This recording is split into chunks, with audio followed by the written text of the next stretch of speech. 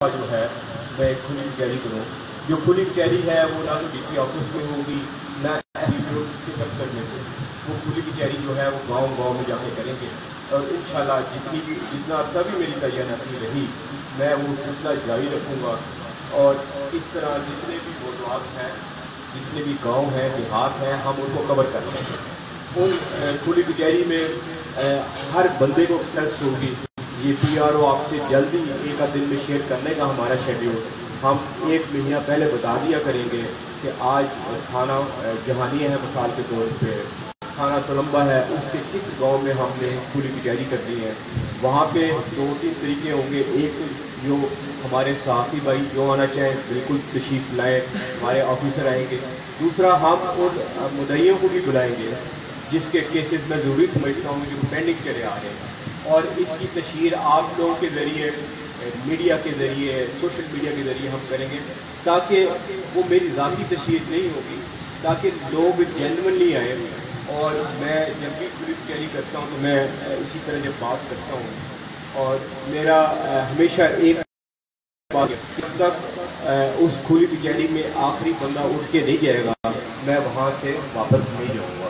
ایسا نہیں ہوتا کہ میں نے تقریر کی اس کے بعد 2-3 سوال جو بھی کسی نے کوئی اٹھا اور اس نے کہا ہمارے ایس ایچ او صاحب بہت اچھا کام کریں, 3-4 اس طرح کے بندوں نے بات کی, تالیاں بجی اور چلے گئے. ایسا نہیں ہوگا.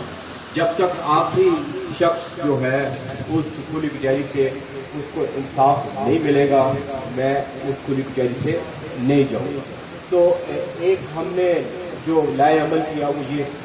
دوسرا جو کہ ہمارا انٹرنل معاملہ ہے مگر کیونکہ آپ ہمارے کافی دوست ہیں آپ کو بتانا ضروری سمجھتا ہوں, وہ ہے ہمارا ایک انصاف کو پبلک کو دینا ہے اور دوسرا انصاف جو ہے وہ انصاف ہم نے اپنے گھر میں رکھنا ہے.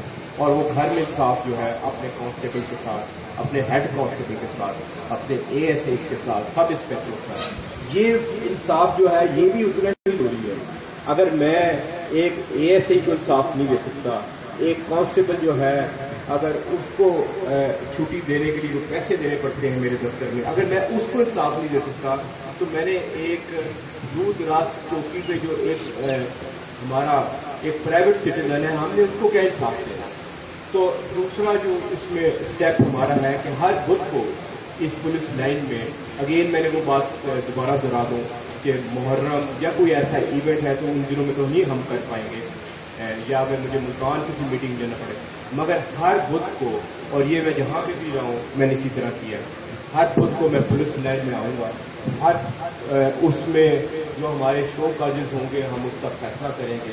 وہ اس طرح نہیں ہوگا کہ وہ شو کاجز 6-8 مہینے پڑے رہیں اور جو پی اے یا پی اے کے نیچے کے اسٹاف ہیں وہ ان کے ساتھ ان کو پیسے دے رہے ہیں اور کہ شو کاجز پیش نہیں ہو رہے اور ان کے شو کاجز ہوں گے.